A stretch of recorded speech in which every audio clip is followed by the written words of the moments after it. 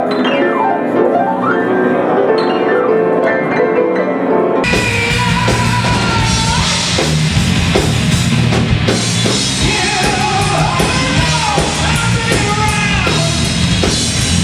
is the Mighty Z of Capital Chaos TV, and we're hanging outside a brick and mortar music hall here in San Francisco with the lovely gentlemen of Trauma. How's it going, fellas? Going good. Great.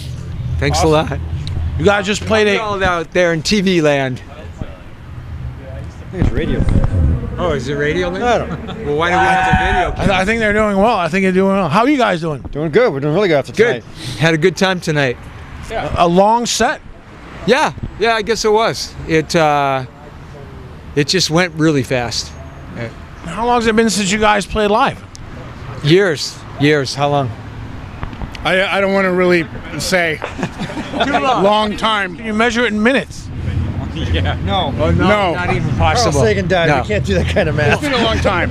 Move it down to decades then. Yeah, it's been a while, huh? It's been a long while. Yeah. You guys are still tight. You got your pipes. That's good. Good to hear. You know, so yeah, we practice. So they wouldn't have shown up if I wasn't able to we sing wouldn't have still. done this. Yeah, they threatened, but I convinced them to come down. That's awesome. And once again, today would have been Cliff Burton's birthday. Yes, it would. Yeah, 51st, I think, wasn't it? yeah, 51st birthday. Was he the young one in the band at the? Yeah, he was. Yeah, but he was, he was always really grounded and he always knew what he wanted to do. Not, so although he was young, he had a real focus. How did you guys hook up with Cliff Burton? With Cliff? With Cliff. Yeah. I was playing a show in Hayward in a club, and the other guys in Trauma had just kind of formed, but they weren't really a serious band. And one of the guitarists heard me and thought I'd be really good for their band, and so they all came to my apartment in Oakland to meet me, and we hit it off and had a rehearsal, and everything clicked. And so we put together a set pretty quickly and got out of the chute really fast, and we were playing the Stone and Keystone Berkeley and a lot of clubs. We were pretty aggressively playing, and we had a manager from England at the time who was really aggressive too. So he did some good stuff and some bad stuff. He made some enemies, but he's kind of a mover and a shaker, and that all helped. And back in those days, was it pay to play like the '80s, or was that There was some of that. I mean, some of the venues were pay to play, and some of them weren't. But most of them were, kind of rough on musicians. Did it work out for you guys, the pay to play? Yeah, it did. Yeah, we drew a pretty good crowd, but I know that we always, members of the band would. If you had close friends and all that, you wouldn't want your close friends paying, so you'd buy tickets for them and stuff like that. Right. And now you guys are back in the internet age. How's that working out for you? How's the internet and music working out for you?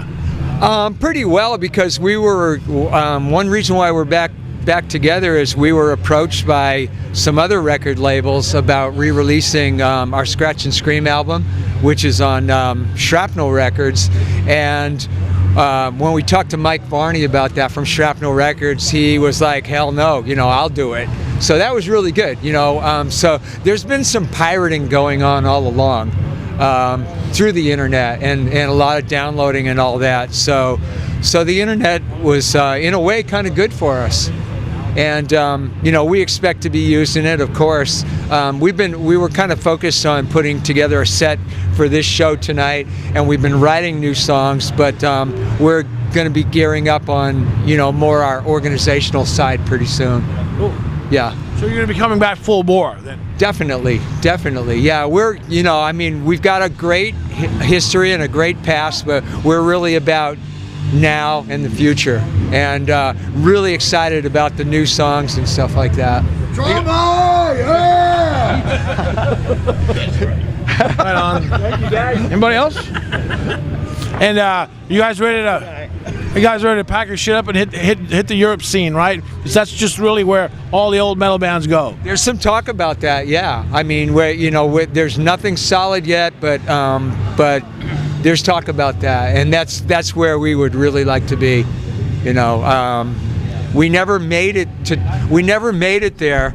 Chris played in Europe a lot, and he would travel around. He played with some of the guys from Crocus, and wherever he went, when people found out he was from Trauma, they would go, "Why didn't you guys ever come over here?" Yeah. And so that's something we would really like to do. They love metal over there, huh? Oh, absolutely. Yeah. They respect. I don't know. I don't mean as a diss. They respect their elders Yeah. to some degree. Yeah. Yeah. There's just more of a scene over there, for what we're doing. All kinds of of metal. right now. Yeah. Yeah. I mean, the list is really big. There's a lot of bands that are, being very successful right now over there. So we're just in a time that I believe you just have to go where your audience is. Go where the work is. Exactly. Definitely. And you guys are in pre-production or in production at Frankie Hannon's studio in Sacramento. Well, we haven't been there yet. He's been to a rehearsal, and so we're headed there in March to work in his studio, and we'll be writing some more songs, to get ready for that. We'd like to do about 5 or 6.